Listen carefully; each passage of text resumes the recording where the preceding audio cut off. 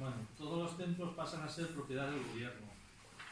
Queda estrictamente prohibido cualquier acto de culto, misas, horas santas, procesiones, peregrinaciones, catequesis de cualquier tipo. Utilizar la prensa para anunciar o divulgar temas religiosos. Cualquier acto de desobediencia será castigado con penas que van desde multa hasta la muerte por fusilamiento. Bueno, buenas noches a todos. No se asusten por estas palabras iniciales, corresponden a unos artículos de la Constitución mexicana del año 17 y me sirven un poco para contraponer un extremo con lo que está pasando en realidad ahora mismo aquí en el Estado español, que en realidad todos los templos están pasando a ser propiedad de la Iglesia, ¿no? Todo lo contrario del artículo este. De prohibición de actos, desde luego ninguno, porque campan por calles, por plazas, por, en fin, catequesis hasta en las escuelas. Y utilizar la prensa, pues para qué vamos a decir, ¿no? Si utilizan no solo ya los medios privados que puedan disponer, sino también los públicos. Yo venía con unas hojas preparadas para reivindicar un poco el ateísmo, pero ya sobre la marcha cambié un poco el tema. Entonces, yo no sé si ustedes conocerán la frase aquella que dijo Churchill cuando la Segunda Guerra Mundial, en la batalla de Inglaterra, que dijo: nunca tantos tendrán que agradecer tanto a tan pocos, ¿no? Entonces, más o menos, esto es algo parecido a lo que está ocurriendo con el tema de la laicidad y la libertad de conciencia. Somos unos pocos, la verdad es que poca gente, luchando contra todo un imperio religioso, jurídico y mediático que envuelve toda la sociedad, que envenena procedimientos, que impregna leyes, que silencia todo aquello que se oponga a ese entramado. Intentar moverse en esta sociedad sin hacer proselitismo, con presencia permanente de discusión y debate, sin pretender extender ninguna fe, sin la intención de atemorizar a nadie, ni inculcar ninguna doctrina, sin querer captar adeptos, ni pretender explicar las maravillas de ningún intocable dogma o reglamento, suscita bien airadas reacciones de una parte de la parte religiosa, o bien el silencio casi absoluto de los medios de comunicación, o el ninguneo de otra parte que yo llamaría la jurídico-política, que desde muchos años se ha limitado poco más que a escuchar y tomar nota. Y para que vean esta pretensión de no extender ninguna doctrina, ninguna fe, yo traigo aquí, siempre voy detrás con el Corán y siempre voy detrás con la Biblia, por si acaso. Y también voy con los dogmas ateos. Entonces yo lo paso aquí para que se lo vayan pasando, para que echen una ojeada, se lo van pasando, para que quede constancia de que aquí nos decimos a inculcar. Bueno, queda constancia. Básicamente, ¿a qué nos enfrentamos? Los que estamos en el tema de la laicidad, la masonería, Valencia laica, los ateos. Básicamente nos centramos, he dicho, a la parte religiosa, una parte mediática y una parte, digamos, jurídico-política. En cuanto a la parte religiosa, tenemos ahí 4 frentes bien abiertos, que son los privilegios indecentes del multiconfesionalismo, el proselitismo agresivo, unas verdades absolutas que dicen tener y un miedo que paraliza a la sociedad. En cuanto a los privilegios, ya no me refiero solo a la parte económica, a la parte del IRPF, de los 250 millones, ni a las exenciones ni subvenciones fiscales, que suponen casi 11.000 millones, según un cálculo que hizo Europa Laica. 11.300. Tampoco a lo que recaudan por los templos. Solo en la mezquita de Córdoba el año pasado se han recaudado 15 millones de euros, sin ningún control, libres de impuestos, nadie ha rendido cuentas. Pero ya digo, no me refiero solo a esta parte, hablo sobre todo de las inmatriculaciones de edificios, de la enseñanza obligatoria de la religión, que obliga a otros alumnos por unas optativas. Hablamos de nombrar a los profesores de religión, de los espacios gratuitos en medios públicos, cuando tiene sus medios privados. Hablamos de la invasión del espacio público, en calles, plazas, campanas, a cualquier hora. Claro, esto es el problema del multiconfesionalismo, que básicamente lo entienden como extender privilegios. Claro, como la Iglesia Católica se supone que no se le puede quitar ningún privilegio, la conclusión es clara. Hay que extender los privilegios a todos los demás. Ya hemos visto, es cara y clara. Ya hemos visto que en estos últimos días los islamistas, los musulmanes están también pidiendo que se den religión. Se entiende sacar la religión católica de la escuela, ya hay una confesión que está pidiendo que se den horas de clase. Detrás vendrán los evangelistas, los mormones, los testigos de Jehová, y en fin, lo más cómodo que es contentar a todo el mundo. Y eso es la tendencia que hasta ahora parece que va. Privilegios que no son suficientes para que ellos mismos digan que son perseguidos. Pero con tanto doctor que tiene el ambiente religioso tendrán que comprender que no se persigue a quien se le quitan los privilegios. Un perseguido es al que se le quitan los derechos. Pero quitar privilegios no supone ninguna persecución, aunque ellos lo entienden así. El segundo frente de lucha es como el proselitismo. Claro, desde el punto de vista ateo, que no creemos en la existencia de dioses, cualquier cosa, norma, ley o que venga dictada por ese supuesto Dios será falsa. Sentada la premisa de que nada tienen de divino estas teorías religiosas, consideramos imprescindible la lucha contra todas estas intromisiones religiosas en nuestras vidas. Y esa lucha pasa por conseguir que las relaciones sociales estén basadas en la no influencia religiosa. Aquí es donde entra la laicidad y la libertad de conciencia. Y el alcance de toda la ciudadanía. Aquí es donde entra, digamos, la universalidad, que alcance a todos.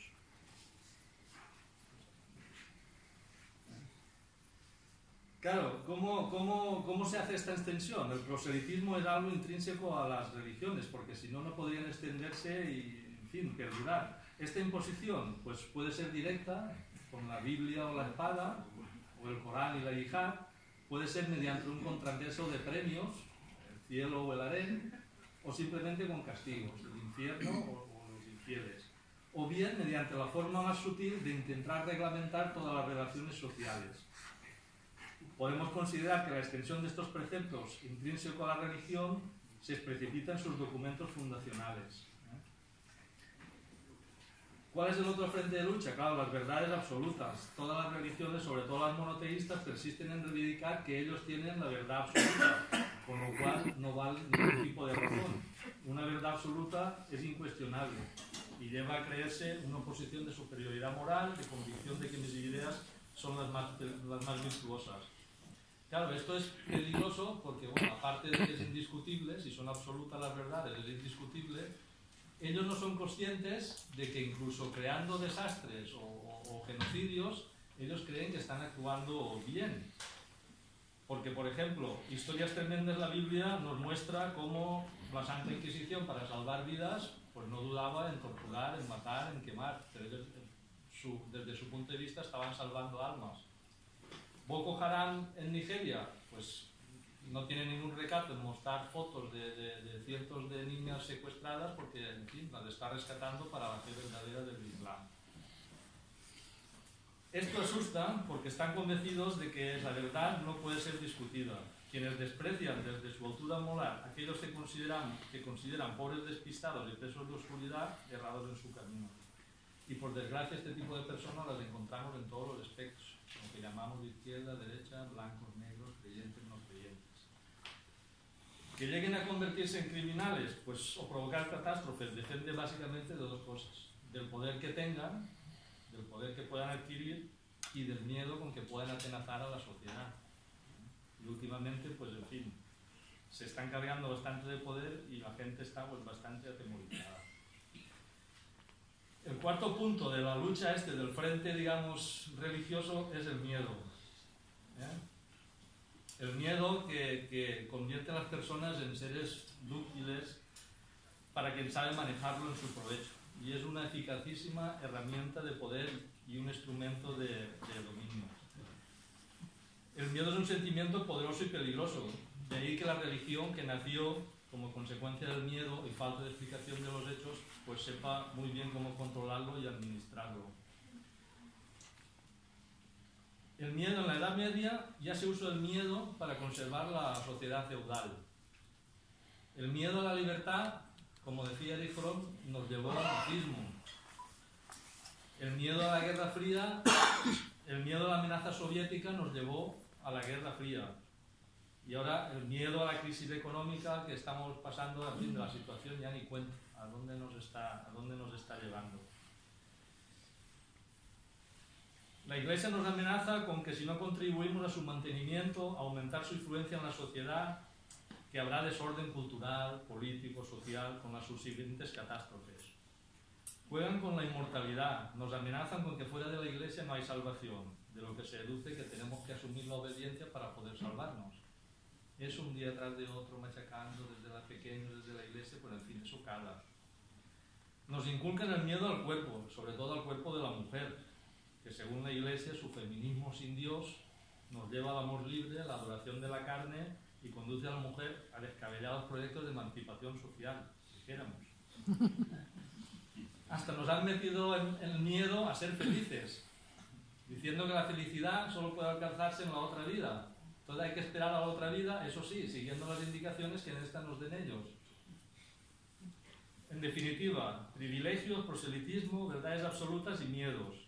Unos privilegios que se usan para extender unas verdades absolutas sembradas en la sociedad a base de un proselitismo desaforado de todas las religiones que esconden es su oposición a la búsqueda de la verdad, recurriendo de manera sistemática y desesperada al olvido, a la ocultación o a la distorsión de la realidad.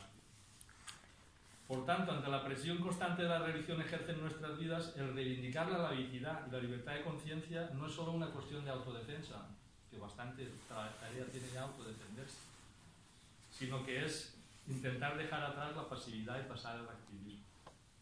Todo esto en cuanto a la parte, digamos, religiosa. En cuanto a la parte jurídico-política, pues nos enfrentamos, los que estamos un poco en estas tareas, a concordatos casi preconstitucionales, a leyes de libertad religiosa obsoletas que anteponen el derecho de los padres a elegir la educación de sus hijos al derecho de los hijos a recibir una educación veraz, crítica, contrastada y científica.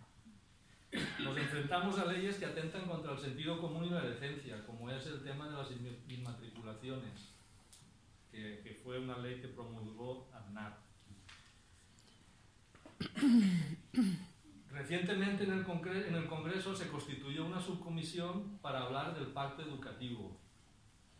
¿Qué es lo primero que decidió esa subcomisión del Congreso? Dejar fuera el tema religioso en las escuelas. Un 10. ¿Y cómo se decidió ese dejar fuera el tema educativo? Por consenso. Matrícula. Tampoco los gobiernos autonómicos están ayudando mucho. Y tienen excusa porque muchas veces dicen que son leyes estatales. Claro, son leyes estatales, que no se puede hacer nada, que en fin, que las horas de religión vienen impuestas, que el IBI... Pero claro, obvian decir que quienes hacen esas leyes estatales, o quienes las modifican, o quienes las derogan, pertenecen al mismo partido de la gente que está diciendo que no se puede hacer nada porque es una ley estatal. Pues hablen entre ustedes, pero que no sirva de excusa que son leyes estatales. Hace 2 años o 30 meses hubo elecciones municipales y se generaron enormes expectativas de ganar complicidades en el tema de la laicidad en los ayuntamientos. Por lo menos para intentar construir un Estado laico, si no del Congreso hacia abajo, por lo menos sí de los ayuntamientos hacia arriba. Pero en ese frente estamos viendo que también cada vez se está apostando más por el multiconfesionalismo, o sea, por extender otra vez los privilegios. Y ahí nos encontramos ayuntamientos, algunos, muy poquitos, que han respondido bien, pero otros incluso que se llaman del cambio, que siguen concediendo medallas, asistiendo a las autoridades a las procesiones, poniendo belenes en los vestíbulos de entrada. Y ya por último, respecto a los medios de comunicación, pues casi el silencio absoluto. Los medios de comunicación generalistas, la verdad es que no tienen ningún interés en el tema, pasan totalmente las iniciativas laicas, con una sensación de que somos unos pesados, y pues ya están estos otra vez aquí con el laicismo y la libertad de conciencia.